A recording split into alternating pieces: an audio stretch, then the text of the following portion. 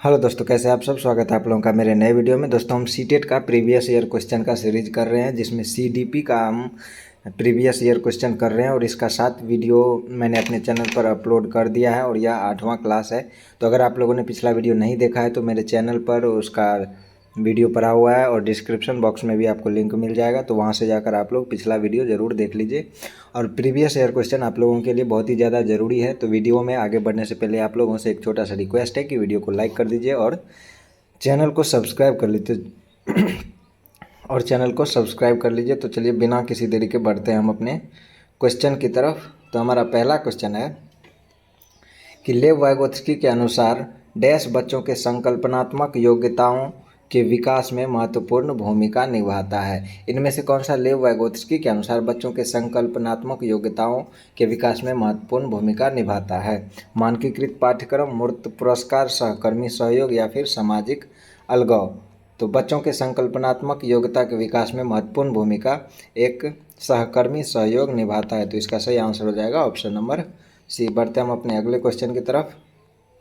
तो हमारा अगला क्वेश्चन है कि 4 वर्ष की अपर्णा कहती है कि एक बटन जिंदा है क्योंकि यह उसकी शर्ट को एक साथ बांधने में मदद करता है। तो जिन पियाजे के अनुसार उसकी सोच की विशेषता क्या है? तो जब आप किसी निर्जीव चीज़ को जिंदा समझते हैं तो यह अवस्था कौन सी अवस्था होती है जिन पियाजे के अनुसार? तो इसका क्या सही आंसर होगा? परिकल्पित निगमनात्मक चिंतन या फिर पारगमनात्मक तर्क या फिर जीववादी चिंतन या केंद्रीयन? तो इसका सही आंसर हो जाएगा ऑप्शन नंबर सी, जीववादी चिंतन। बढ़ते हैं अगले क्वेश्चन की तरफ। तो हमारा अगला क्वेश्चन है कि लेव वाइगोत्स्की के सिद्धांत के अनुसार आंतरिक वाक क्या है? लेव वाइगोत्स्की के अनुसार आंतरिक वाक क्या है? तो बच्चों के लिए अपनी सोच को नियंत्रित करने का एक तरीका है। तो यही इसका सही आंसर है ऑप्शन नंबर ए। लेव वाइगोत्स्की के अनुसार आंतरिक सोच जो है सो बच्चों के लिए अपनी सोच को नियंत्रित करने का एक तरीका है। बढ़ते हम अपने अगले क्वेश्चन की तरफ।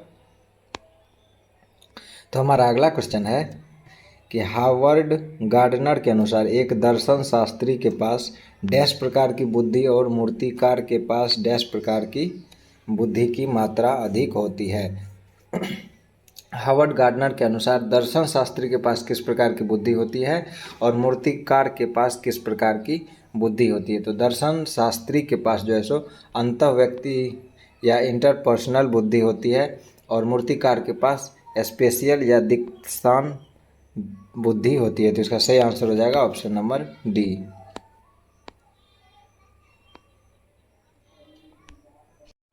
अगला क्वेश्चन है निम्नलिखित में से कौन सा विफलता के लिए आंतरिक आरोपण का एक उदाहरण है? विफलता के लिए आंतरिक आरोपण का उदाहरण इनमें से कौन सा है? मैं परीक्षा में फेल हो गया क्योंकि मेरे दोस्त मेरा ध्यान भटका रहे थे, या फिर मुझे निम्न ग्रेड प्राप्त हुआ क्योंकि शिक्षक कठोर तरीके से आंकते हैं, या फिर मैं परीक्षा में फेल हो गया क्योंकि मैंने पर्याप्त पढ़ाई नहीं की। तो यही इसका बिल्कुल सही आंसर हो जाएगा। इसमें आंतरिक आरोपण का जो है सो ऑप्शन नंबर सी एक सही उदाहरण है। बढ़ते हम अपने अगले क्वेश्चन की तरफ। तो हमारा अगला क्वेश्चन है कि निम्नलिखित में से कौन सा एक ऐसे प्रश्न का उदाहरण है जिसमें विद्यार्थियों को अपनी सोच पर विचार करने की आवश्यकता होती है? तो इनमें से कौन सा ऐसा प्रश्न है? तो कक्षा की शुरुआत से क्रियाओं के उपयोग के बारे में आपकी समझ कैसे बदलती है? तो यही इसका बिल्कुल सही आंसर हो जाएगा।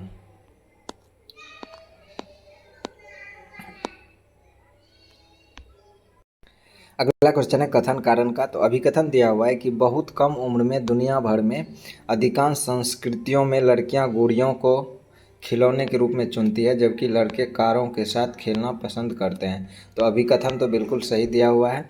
उसके बाद है बच्चे किसी विशेष संस्कृति के अपेक्षाओं के आधार पर एक लड़के के बारे में जानकारी व्यवस्थित करते हैं और उसके अनुसार व्यवहार करते हैं। तो इसका कारण भी बिल्कुल सही दिया हुआ है। तो ए और आर दोनों सही है और आर की सही व्याख्या भी करता है। तो इसके लिए इसका सही आंसर हो जाएगा ऑप्शन नंबर सी। बढ़ते हम अपने अगले क्वेश्चन की तरफ। तो हमारा अगला क्वेश्चन है अभिकथन और कारण पर। अभिकथन है कि शिक्षकों और साथियों जैसे अधिक जानकार अन्य लोगों के साथ बातचीत शिक्षार्थियों को उनकी समझ और कौशल विकसित करने में मदद करने के लिए आवश्यक समर्थन और मार्गदर्शन प्रदान कर सकती है। तो अभिकथन बिल्कुल सही है। सामाजिक संपर्क सीखने और विकास का एक प्रमुख घटक है, तो ये भी सही है। तो कथन और कारण दोनों सही है, और कथन और कारण एक दूसरे का सही व्याख्या करता है, तो इसके लिए इसका सही आंसर हो जाएगा ऑप्शन नंबर सी। बढ़ते हैं हम अपने अगले क्वेश्चन की तरफ। अगला क्वेश्चन है, लेव वाइगोत्स्की के अनुसार भाषा विकास संज्ञानात्मक विकास को सुगम बनाता है। तो यह जो है सो बिल्कुल सही है। ऑप्शन नंबर ए ही इसका सही आंसर हो जाएगा कि लेव वाइगोत्स्की के अनुसार भाषा का विकास संज्ञानात्मक विकास को सुगम बनाता है। तो ऑप्शन ए इसका सही आंसर है। बढ़ते हैं हम अपने अगले क्वेश्चन की तरफ। हमारा अगला क्वेश्चन है कि लॉरेंस कोहेलबर्ग के नैतिक तर्क के किस स्तर पर बच्चे आमतौर पर मानते हैं कि लोगों को समाज की अपेक्षाओं पर खरा उतरना चाहिए और अच्छे तरीकों से व्यवहार करना चाहिए। तो यह किस स्तर पर आता है? तो यह जो है सो पारंपरिक स्तर पर आता है। तो इसका सही आंसर हो जाएगा ऑप्शन नंबर डी। अगला क्वेश्चन है, बच्चों में समस्या समाधान कौशल को बढ़ाने के लिए निम्नलिखित में से कौन सा प्रभावी तरीका है? तो इनमें से कौन सा प्रभावी तरीका है बच्चों में समस्या समाधान कौशल को बढ़ाने के लिए? तो उन्हें बुद्धि मंथन करने और सहज अनुमान लगाने के अवसर देना। तो यही इसका सही आंसर हो जाएगा ऑप्शन नंबर ए।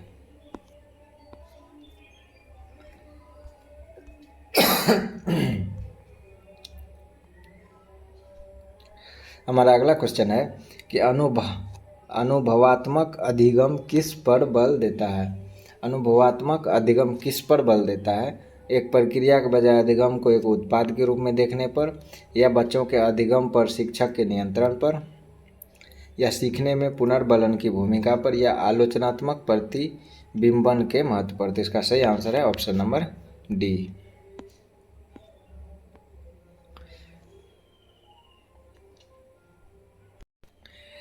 अगला अभिकथन और कारण का क्वेश्चन है। तो अभिकथन दिया हुआ है कि शिक्षक को सार्थक वातावरण बनाना चाहिए जिसमें सभी बच्चों की सक्रिय भागीदारी और संलग्नता हो।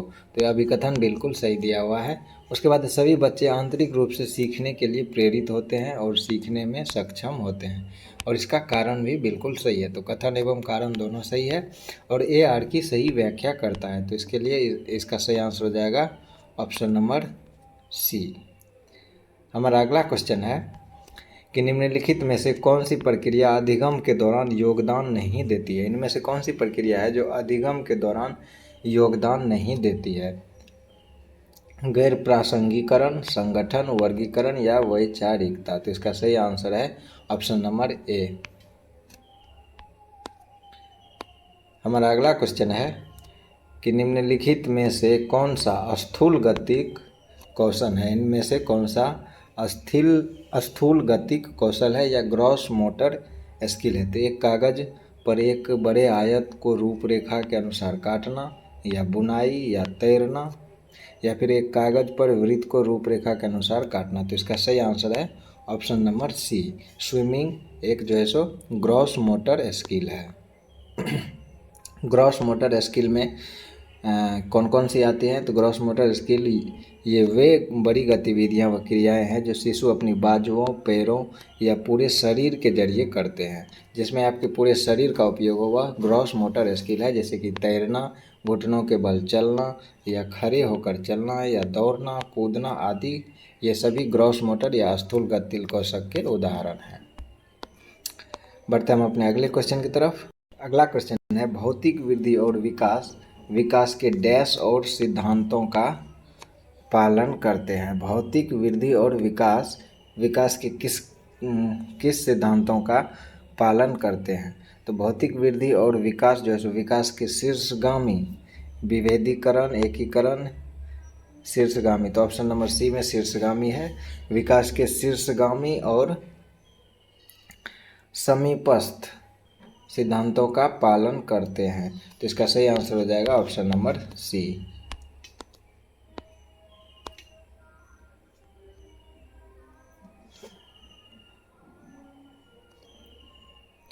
हमारा अगला क्वेश्चन है कि प्रारंभिक बाल्यावस्था में वृद्धि डैश और सोच डैश है, जबकि मध्य बाल्यावस्था में वृद्धि डैश और सोच डैश है। तो प्रारंभिक बाल्यावस्था में वृद्धि अस्थिर है और सोच जो है सो तार्किक होती है। प्रारंभिक बाल्यावस्था में वृद्धि अस्थिर होती है और सोच तार्किक होती है। मध्य बाल्यावस्था में वृद्धि जो है सो धीमा होता है और सोच आत्म केंद्रित होता है। तो इसलिए इसका सही आंसर है ऑप्शन नंबर इसका मैंने ऑप्शन नंबर डी गलती से बता दिया।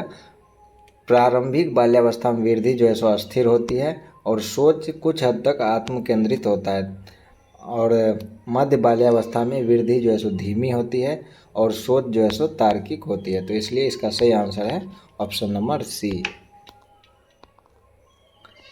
बढ़ते हम अपने अगले क्वेश्चन की तरफ। तो हमारा अगला क्वेश्चन है कि जीन पियाजे के अनुसार पूर्व संक्रियात्मक चिंतन की मुख्य विशेषताओं में से एक डैश है जो किसी स्थिति के एक पहलू पर ध्यान केंद्रित करने और दूसरे की उपेक्षा करने की प्रवृत्ति को संदर्भित करता है। तो इसका सही आंसर क्या होगा? परागमन, कारण परिणाम का विश्लेषण, केंद्रीयन या विकेंद्रीयन। तो इसका सही आंसर है ऑप्शन नंबर सी, केंद्रीयन। अगला क्वेश्चन है अधिगम के लिए आकलन का मुख्य लक्ष्य क्या है? अधिगम के लिए आकलन का मुख्य लक्ष्य क्या है? विद्यार्थी के प्रदर्शन की तुलना एक मानक या तय पैमाने से करना, या फिर उन विद्यार्थियों की पहचान करना जिन्हें धीमे सीखने वालों के रूप में वर्गीकृत किया जा सकता है, या फिर विद्यार्थी के प्रदर्शन का मूल्यांकन करना और ग्रेड देना, विद्यार्थियों को प्रतिपुष्टि प्रदान करना जिसका उपयोग उनके अधिगम में सुधार के लिए किया जा सकता है। तो यही इसका सही आंसर हो जाएगा।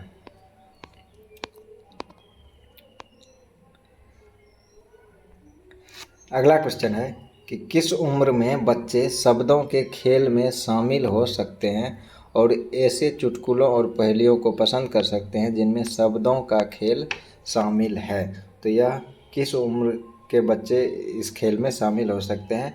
तो इसका सही आंसर है ऑप्शन नंबर ए, 7 वर्ष के उम्र के बाद।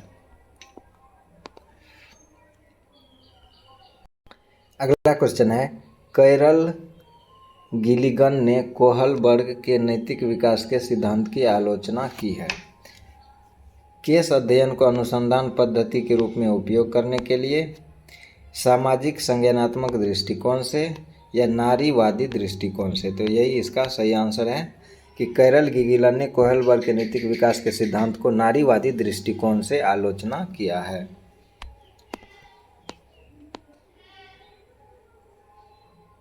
अगला क्वेश्चन है कि शैशवावस्था में समाजीकरण की डैश संस्थाएं प्रमुख रूप से महत्वपूर्ण है, जबकि प्रारंभिक बाल्यावस्था में समाजीकरण की डैश संस्थाएं भी महत्वपूर्ण हो जाती है। तो शैशवावस्था में समाजीकरण की प्राथमिक संस्था प्रमुख रूप से महत्वपूर्ण होती है और बाल्यावस्था में माध्यमिक संस्थाएं भी महत्वपूर्ण हो जाती है। तो इसका सही आंसर है ऑप्शन नंबर सी।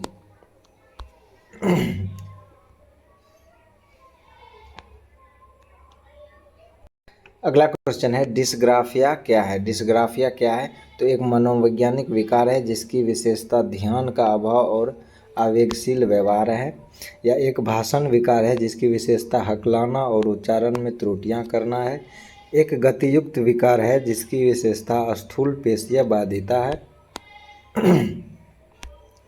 या फिर एक तंत्रिकीय विकार है जिसकी विशेषता अक्षरों और आकारों को बनाने में कठिनाई है। तो इसका सही आंसर है ऑप्शन नंबर डी।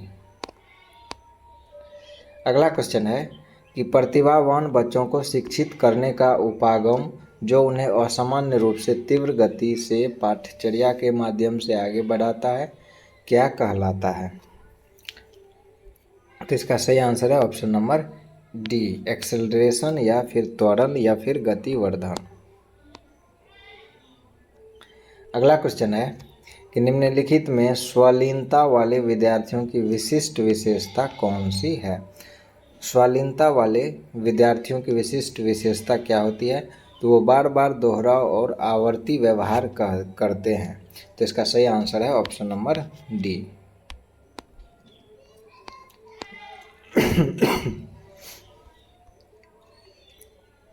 अगला क्वेश्चन है कि शिक्षक जो समावेशी कक्षाओं की दिशा में काम कर रहे हैं उन्हें चाहिए कि वे शिक्षक जो समावेशी कक्षाओं की दिशा में काम कर रहे हैं उन्हें क्या करना चाहिए।